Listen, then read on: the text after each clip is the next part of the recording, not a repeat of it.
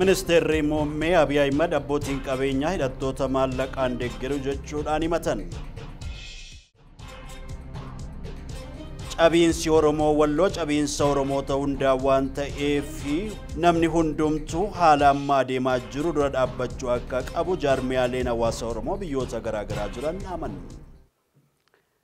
Akkam jirtu daawwattoota keenya jaallatamoo nageenyi keenya bakka jirtan maratti isin akka qabu jecha oduu yeroo kanaaf qindeeffannee waliif TV irraa simbiraan geenya Handaaleel Tasfaayitii haga xumuraattiin waliin ta'a. Yoo hindi gamne filannoo biraan hin jiru jedhan Ministeerri muummee Abiy Ahmed. Ministeerri muummee Abiy Ahmed magaalaa Finfinneetti dhimma manneen diigamaa jiran ilaalchisuudhaan yaada laataniin nuti hin turru ji'a 5-6 keessatti hojjennee xumurraa jechuudhaan deebii laatanii jiru. Girmaa Guddisaa gabaasa dabalataa qindeesseera. Ministeerri muummee Dr. Abiy Ahmed ammaan booda shiftaan mootummaa kuffisuu mitiin sochoosuu hin danda'u jechuun himan. Kana kan jedhan ammoo kaffaltoota gibiraa olaanoo fi amanamoo waliin marii taasisan irratti ture. Kaffaltoonni gibiraa amanamoo jedhamanii marii kana irratti hirmaatan gaaffii hedduu kan kaasan yoo ta'an irra hedduun isaanii dhimma nageenyaa irratti kan xiyyeeffatee ture. Gaaffiiwwan kaffaltoota amanamoo ta'an irraa ka'aa ture ammoo Dr. Abiy Ahmed nuti kan barbaannu nagaadha jechuun himanii jiru. Gaaffiiwwan nageenyaa wal qabatee kature sirri akka ta'e kan himan Dr. Abiy Ahmed nuti jaarsa warri jettan umriidhaanis dandeettis warri qabdan hojii jaarsummaa hojjedham jechuunis waamicha dhiyeessanii jiru. Dabalataanis wanti ani isiniif mirkaneessuu barbaadu shiftaan kanaan booddee mootummaa Itoophiyaa kuffisuu miti sochoosuu hin danda'an jechuun himanii jiru.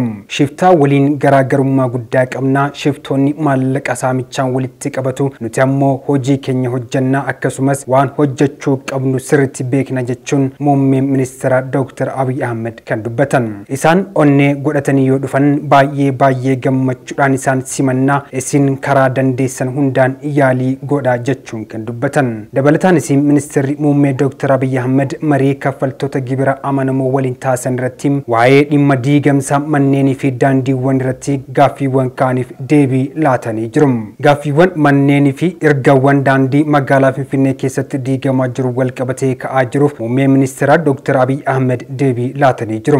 Nuti hin turru ji'a 5-6 keessatti hojjennee ni xumurra jechuun himanii jiru. Muummeen ministeera Dr. Abiy Ahmed marii kaffaltoota gibira olaanoo fi amanamoo waliin marii taasisan irratti diigamsa manneenii fi daandiiwwan magaalaa Finfinnee irratti deebii bal'aa fi quubsaa ta'e laatanii jiru.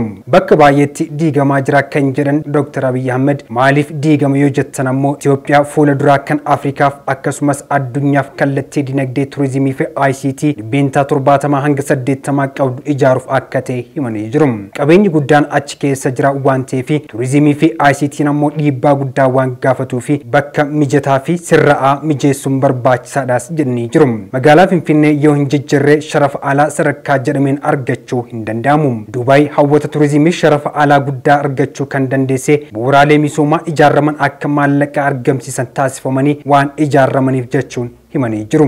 Namoonni hedduun miilaan waan deemaniif akkasumas namoonni sosochii yeroo taasisanitti akka hin rakkinee fi daandiin boolee diigamee karaan bal'aan akka hojjetamu kan taasifame. Daandiin kun dabalataan namoota biskiliitii fayyadamaniif itti yaadamee hojjetamaa jiraas jedhanii jiru.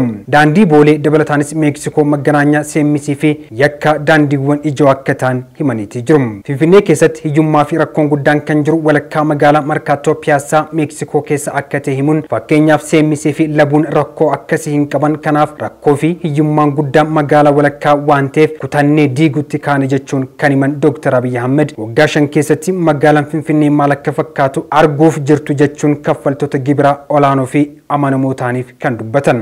Diigamsa kanaan wal qabatee namoonni fi dhaabbileen garaagaraa iyyuu yookiin wacuu danda'u nuti garuu wacaa fi iyya dandeenyee obsaan hojjechaa jirraas jedhaniiti jiru.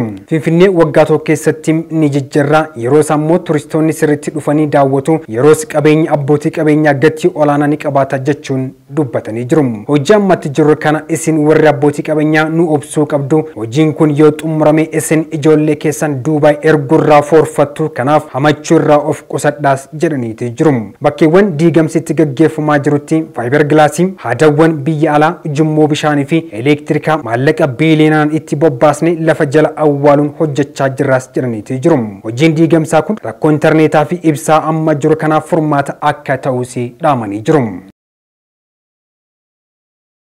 Hawaasni sosochii barnoonni dhalootaaf deeggarsa birrii biliyoona 21 olii taasisuu ministeerri barnootaa beeksisee jira.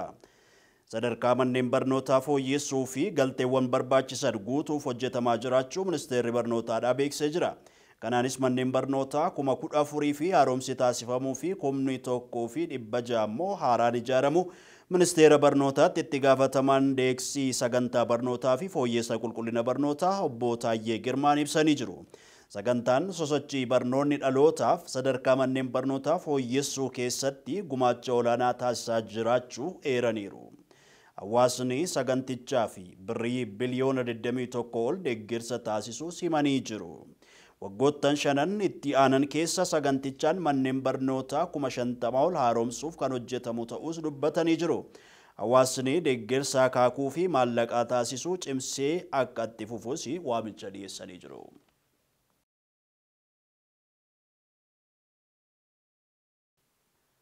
Cabiinsi Oromoo Walloo cabiinsa Oromoota hundaa ta'uusaa hubachuudhaan weerara uummaticha balleessuuf itti adeemamaa jiru kanarra dhaabbachuun dirqama lammummaa ta'u jaarmiyaaleen hawaasa Oromoo biyyoota garaagaraa jiran dhaamanii jiru. Udimuusaa gabaasa dabalataa akka taanutti qindeessee jira.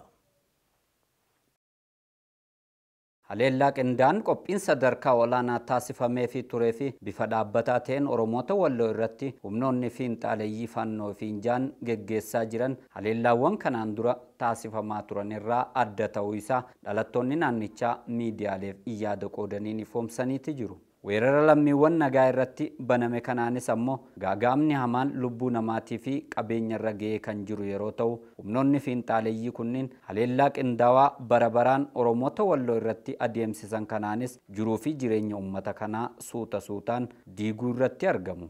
Uummanni Oromoo akka sabatti weerara barabaraan obboleeyyan isaanii dhalattoota Walloo irratti adeemsifamaa jiru kana gamtaan ittisuudhaan sanyii Oromoota Walloo badiinsarraa oolchuu akka qabanis dhaamameeti jira.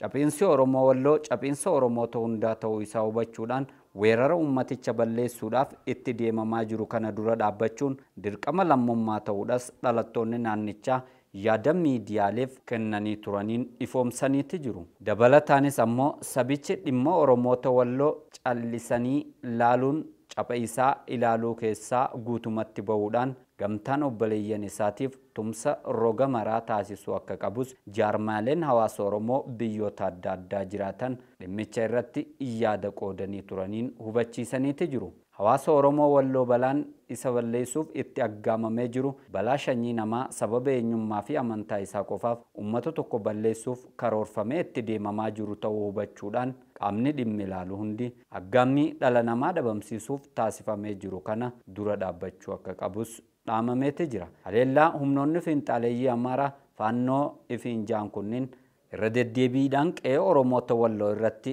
banaa jiran kanaanis hawaasni Oromoo Walloo yeroo irraa gara yerootti qabeenyi isaanii mancaafamaa mooraan isaaniitis jalaa diigamaatii fi eenyummaan isaaniitis balleessuudhaaf kallattiin irratti aggaamamee itti deemamaa jiraachuun isaanii kan himan yeroo ta'u seensa soomana Ramadaana bara kanaa irraa jalqabuudhaan weerara qindaa'aa geggeeffamaa jiruunis tajaajilli hawaasummaa garagaraa addaan ciccitee jiraachuun ifoomeetti jira. Sochii balaa hammaataa Oromoota Walloo balleessuudhaaf irratti aggaamamee jiru Oromoota Walloo irraa qolachuudhaa fi Oromoota Walloo badiinsarraa hambisuudhaaf taasifamaa jiru kan jalqabamee jiru kanaanis ammoo Oromoonni biyya keessaa fi biyya alaa bifa qindaateen tumsa gama isaanii taasisuu jalqabanii kan jiran yeroo ta'u sochii kana keessatti ammoo jaarmaaleen hawaasa Oromoo biyyoota garaagaraatis bal'inaan hirmaataati jiru. Bu'uuruma kanaan ammoo waldaan Maccaa fi Tuulamaa Oromoota Walloo sochii baraaruuf taasifamaa jiru irratti adda durummaan hirmaachuudhaan qooda fudhachuu irratti argama. Waldichi Walloo baraaruuf Oromoonni marti dirqama akka baachuu qabu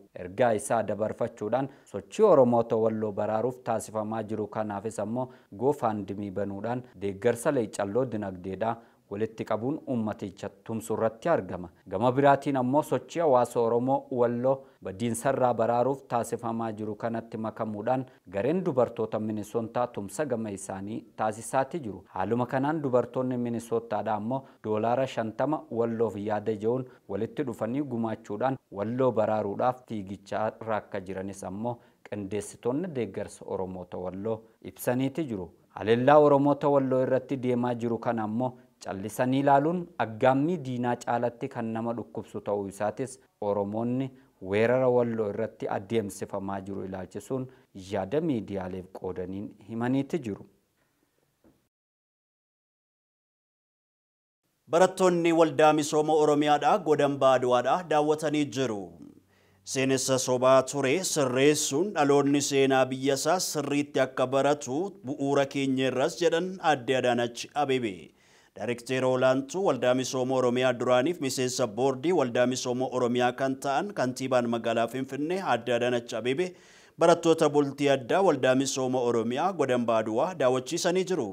Sagantaa daawwannaa kanarratti kantiibaan magaalaa Finfinnee Aadde Adaanach Abeebeef daayirekteerri olaanaan waldaa misooma Oromiyaa Obbo Dajanee Itichaa kan argaman yoo ta'u kantiibaan magaalaa Finfinnee Aadde Adaanach Abeebee seenessa sobaa ture sirreessuun dhaloonni seenaa biyyasaa akka sirriitti baratu bu'uura keenya irras jedhan.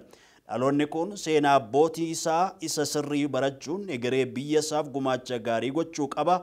Amma magaalaa guddoo keenya Finfinneen wiirtuu dippiloomaasii fi teessoo gamtaa Afrikaa qofa osoo hin taane yaadannoo injifannoo fi hawwata turizimii ta'ee dabalameera. Dabalataanis Aadde Adaanach kan dubbatan barattoota mana barumsaa keenyaaf jabaatanii barachuun hiree egeree biyyaa qajeelchuuf akka of qopheessuu qaban dhaamanii jiru. Kana malees barattoota kana arguu isaaniitti gammaduus ibsanii jiru.